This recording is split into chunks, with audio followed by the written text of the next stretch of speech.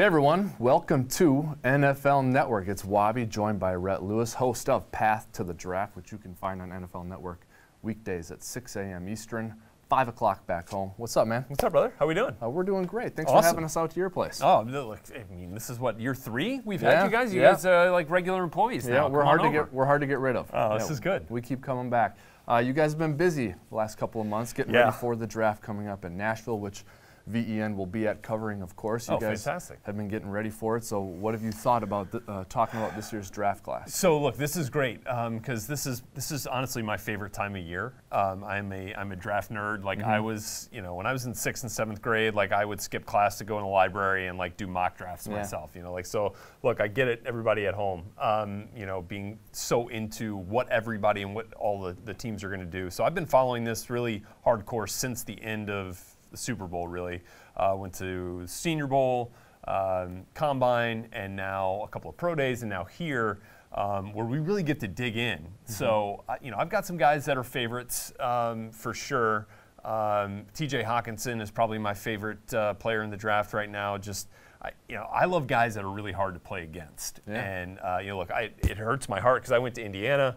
And he's an Iowa guy, and he kicked our butts. But that dude is fun to watch. Really excited to see him in the tight end class. Kind of reminds me a little bit of Kyle Rudolph. Got a little nasty in him, Let's see, who else really kind of fires me up a little bit? Well, Ryan Finley is a quarterback out of NC State that we're going to have a chance to talk to every Monday on Path to the Draft. And kind of one of like the second-tier guys, kind of like Kirk Cousins was. So I'm kind of interested to see how the buzz continues to generate for a guy like that. But just two guys, I could go on and on.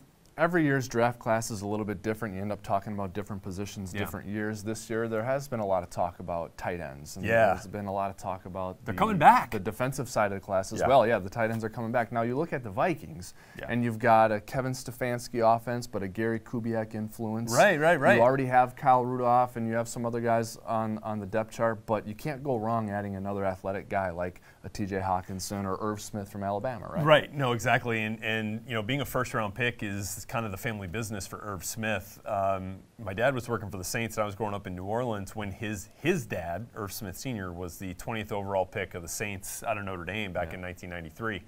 Irv's a really intriguing guy as well. And I think that the tight end class has some real elite prospects. When you talk about TJ's teammate at Iowa and Noah Fant is there as well. So there's some really high-end tight ends, which we haven't seen in a little while. But the real cream of the crop and the cream of the class this year is the defensive line group, the edge group, the interior group.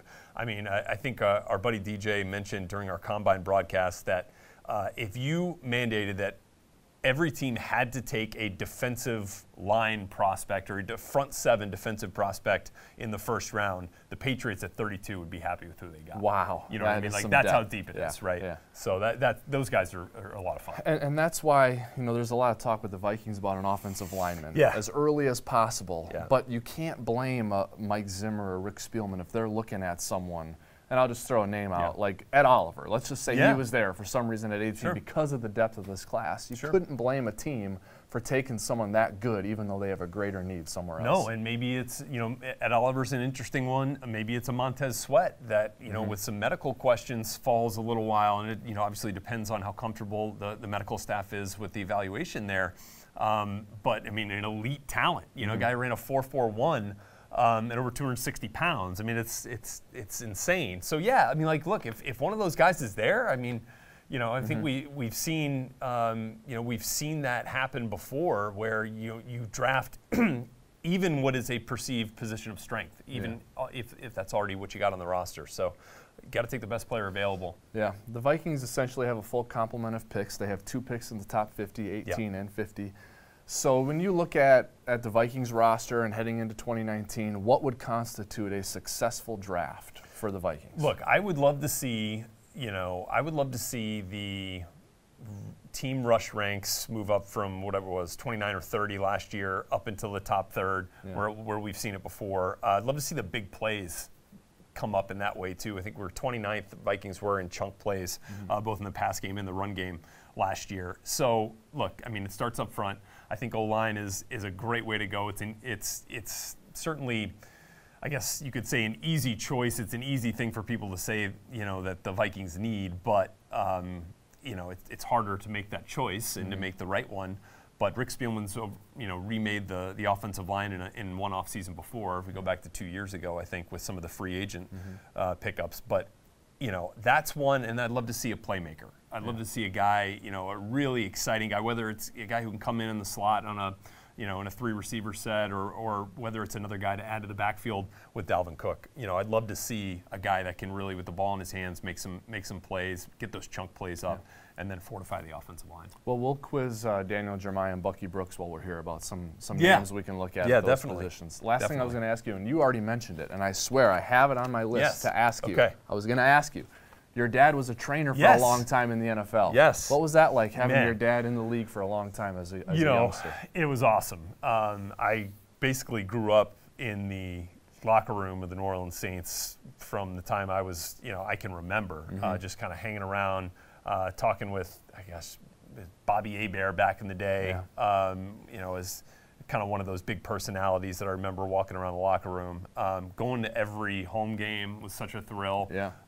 And then, even when my dad left the Saints, went to the Redskins, I was in college at that time, and then from the Redskins he went to the Lions, so we spent a ton of time, in the NFC North in Detroit. And, I did everything I could to get to as many games as I could, because it was just, it's like the family loyalty thing is big in the league, I think, as you'll see. And so it was truly a thrill. I miss it now that he's retired. Like, I miss having a true family fanship. Yeah. I don't know. So if you guys want to recruit me, I'm in. Okay. So we might be interested in that. I do have family in Minnesota, which we've mentioned before. Well, we want to watch you do the Vikings war room on Path to the Draft before we have you come to Minnesota and do that and give a report, because that's kind of a cool feature that you guys do for every team. We do. We do basically usually like the first 3 rounds for every team, and we'll pick DJ and Bucky, or depending on who's in that day, will make their own selections. They'll put Rick Spielman's hat on for the day and try to make a pick at 18 and 50, and then in the 3rd round as well. And I think it's a fun way to really kind of analyze all of the options that are out there.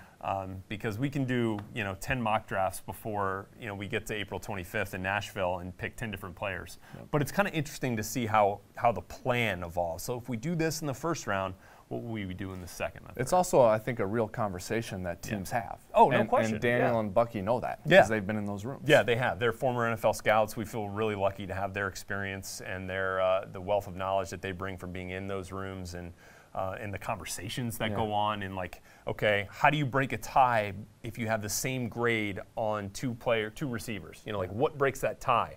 Well, did you see him in person? Did you see him at their pro day? And then maybe, okay, this guy was a little better. We can slot him here. And so those kind of conversations, just part of what you get here with us on Path to the Draft. You can hear more from Rhett and the guys on Path to the Draft. That's weekdays at 6 Eastern and 5 Central. Make sure you tune into that. We'll Thank see you, then. Rhett. Appreciate your time, man. All right, Wobby. Yep.